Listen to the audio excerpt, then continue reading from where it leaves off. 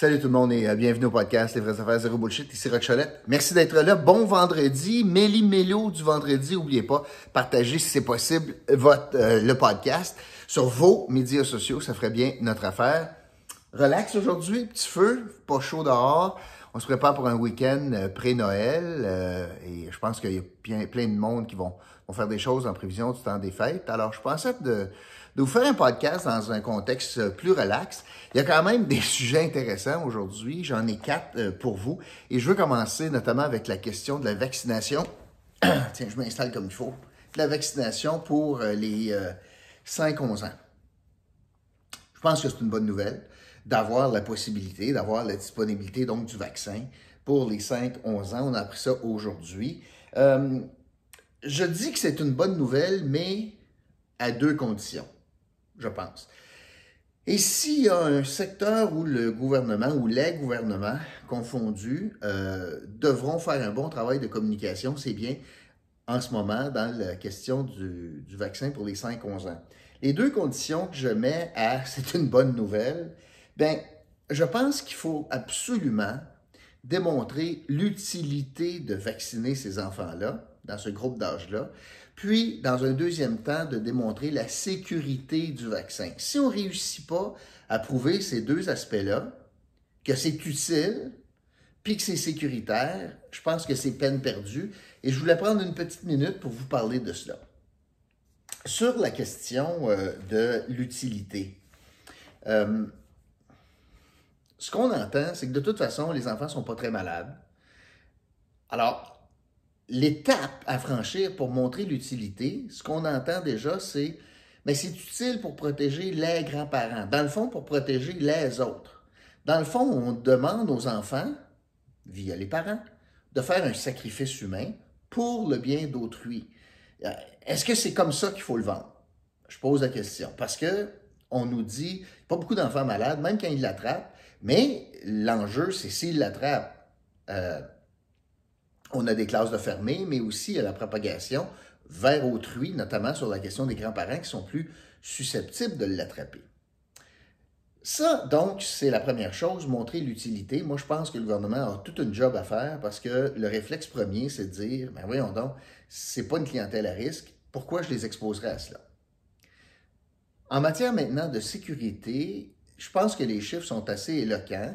Taux d'efficacité de 91%, puis pas d'effet secondaire vraiment notable. Et d'ailleurs, on injecterait pour ces enfants 5-11 ans un tiers de la dose des adultes. On avait 30 microgrammes, là on injecterait 10 microgrammes, ça serait encore en 2 doses.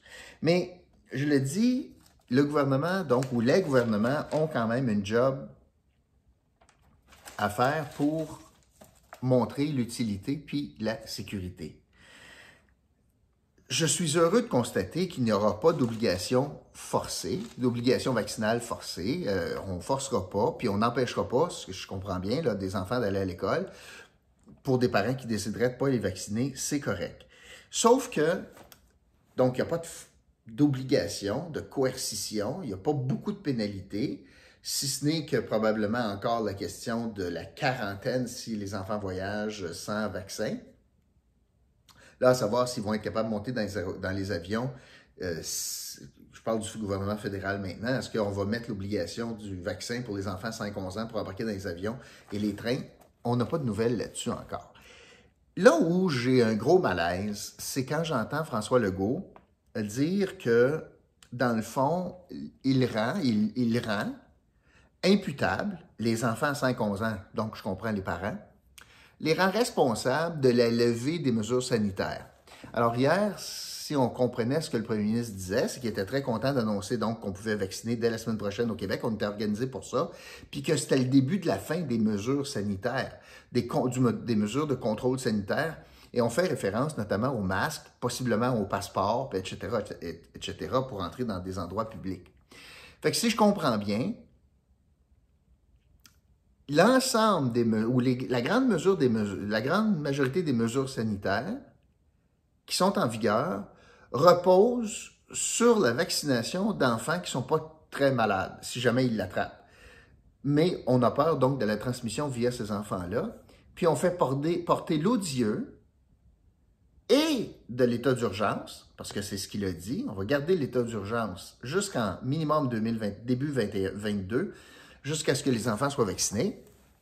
On fait donc porter l'odieux de la situation d'état d'urgence dans un gouvernement donc qui agit de façon, entre guillemets, là, totalitaire, sans passer par l'Assemblée nationale. Donc, on garde cette mesure-là, mesure d'exception-là en place. Puis, on dit aussi aux parents, si vous ne les faites pas vacciner, ben on va garder les masques plus longtemps, puis il va y avoir des contraintes plus longtemps. Alors, on fait porter l'odieux de ces mesures puis de l'urgence sanitaire sur la tête, sur le dos, sur les épaules des parents des enfants de 5-11 ans. Je trouve ça odieux. Je trouve pas ça réaliste. Je pense pas que c'est le gros facteur dans l'équation. On parle de 650 000 personnes, je pense, sur 8 millions. Puis c'est pas un taux absolu. Donc, mettons 500 000. C'est 500 000 enfants qui ne sont pas vraiment malades de la COVID, qui sont tributaires maintenant, ou de la décision des parents qui va être tributaire, savoir comment on va se sortir de la pandémie. Moi, je trouve que là, on exagère, surtout en matière aussi là, d'urgence sanitaire, où est-ce qu'on fait reposer tous les maux sur, et on n'aurait pas besoin de l'urgence sanitaire pour offrir la vaccination aux enfants. De toute façon, on n'aurait pas besoin. Moi, je trouve que le premier ministre pousse fort, puis est en train de perdre de la crédibilité, là, en mettant un fardeau excessif sur le dos de ces pauvres parents qui souvent sont pris en sandwich en cet âge-là, pris en sandwich entre les enfants, leurs parents, ces gens-là, et leur obligation vaccinale à eux et à elles. Alors, je trouve que c'est beaucoup demandé.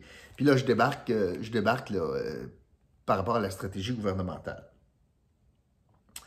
Et ce qui était absolument hallucinant, c'est de voir que le premier ministre maintient l'état d'urgence, défend la nécessité de l'état d'urgence, mais la responsabilité sur le dos des parents, puis c'est les maudits parents de 5-11 ans qui vont faire qu'on peut enlever le masque ou non, dans la journée où, puis dans le cadre d'une conférence de presse où, qu'est-ce qu'il faisait? Ben, il était au Centre Bell pour annoncer que le gouvernement décidait de mettre les deux mains dans le hockey mineur au Québec pour lancer une grande réflexion. Pourquoi? Parce que j'ai pas assez d'enfants du Québec, de jeunes du Québec, de petits gars du Québec qui jouent pour le Canadien, puis dans la Ligue nationale. Hey, écoute, là, il faudrait l'inventer si ça n'existait pas, là. On est dans un État qui n'est pas géré par l'Assemblée nationale, dans une situation d'urgence. On est dans un état d'urgence. On met la responsabilité sur de pauvres parents de nous sortir de ça, alors qu'on est tellement au-dessus de nos affaires au Québec qu'on annonce un comité sur le hockey mineur. Parce qu'on n'a pas assez de kids qui jouent dans la Ligue nationale. Je suis tout d'accord avec ça, là. C'est bien important, le hockey, là. Dieu sait si je le sais, là. J'ai passé ma vie dans les arénas. Vincent a fait tout son mineur. Il a joué junior majeur.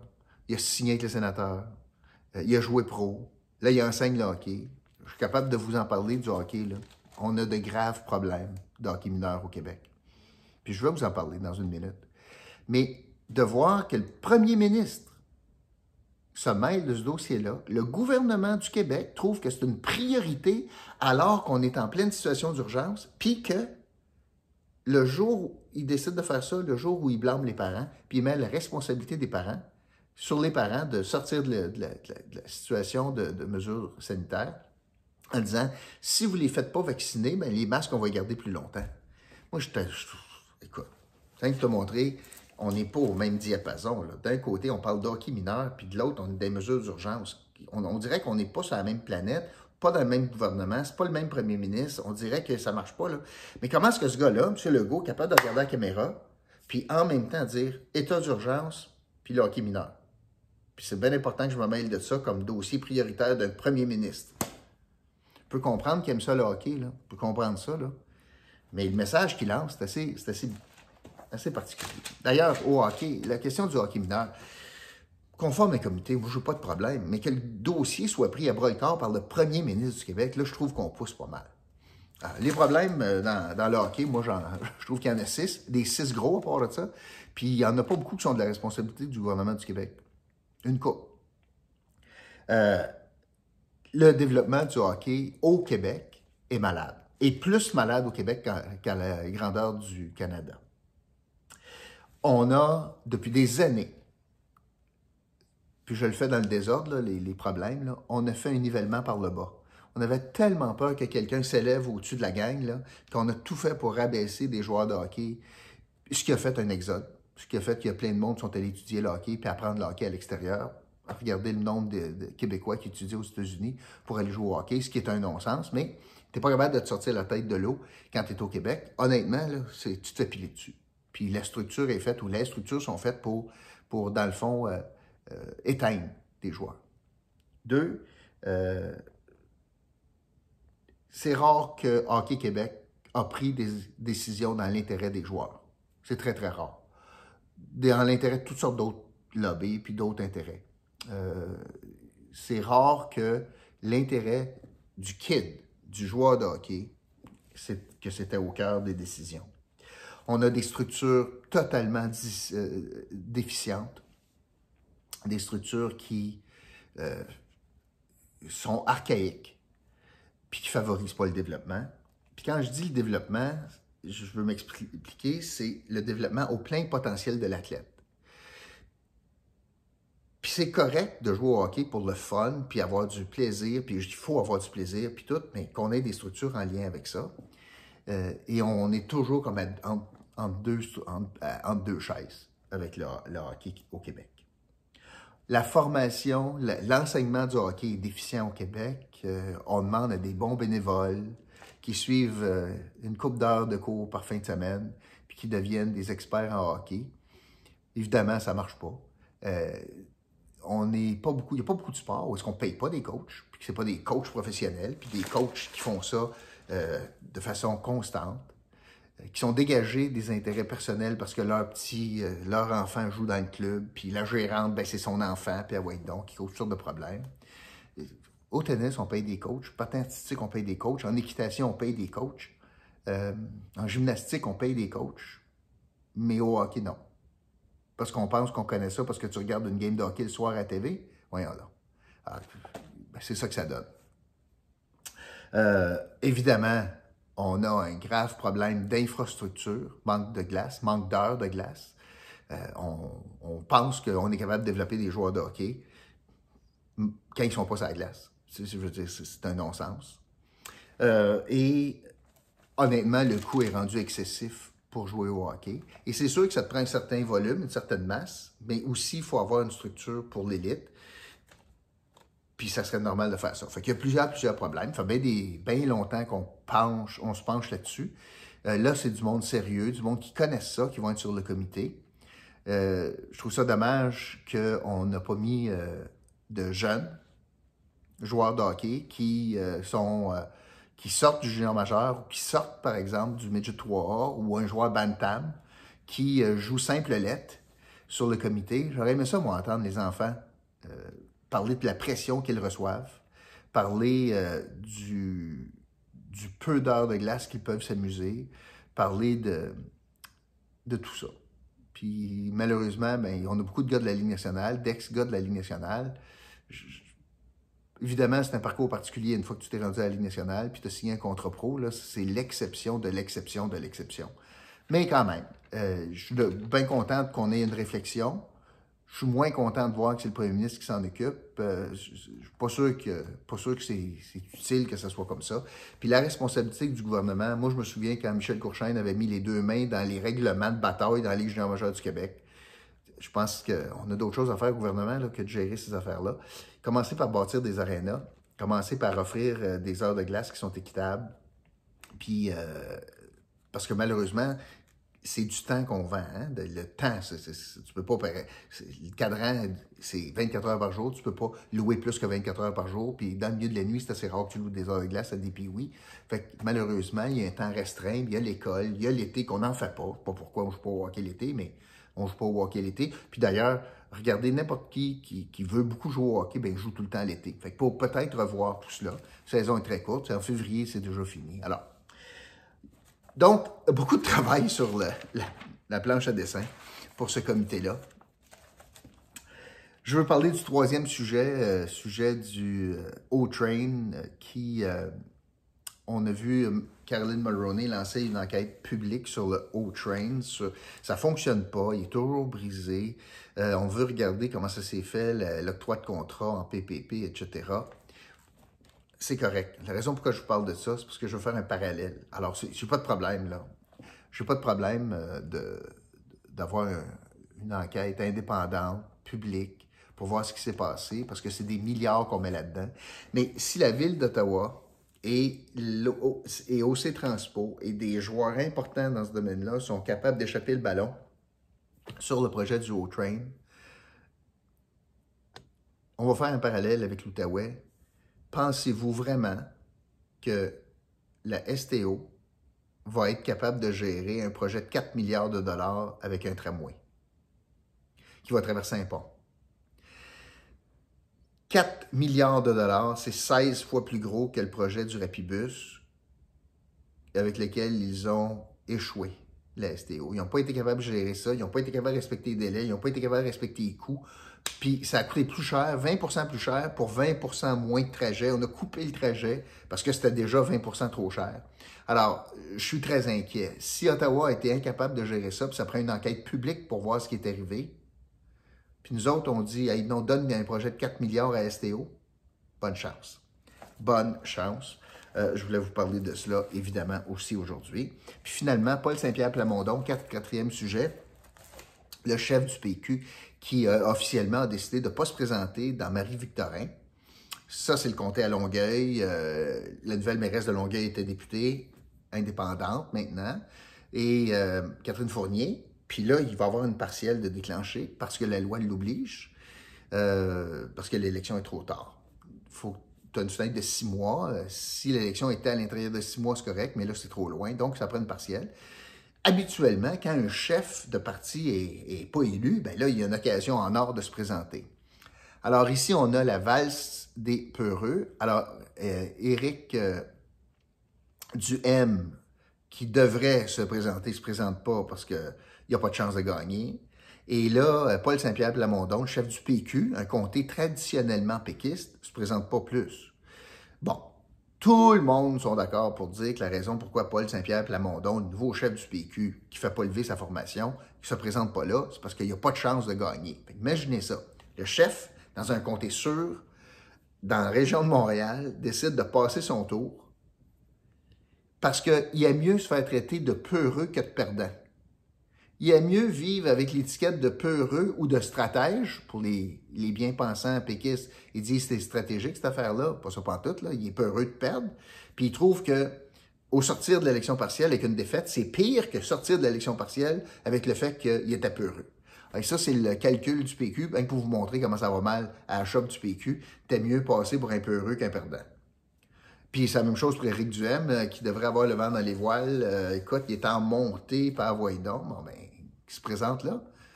Évidemment, il n'y a pas de tirando à Montréal puis à Longueuil, fait qu'il ne se présentera pas. J'ai bien hâte de voir.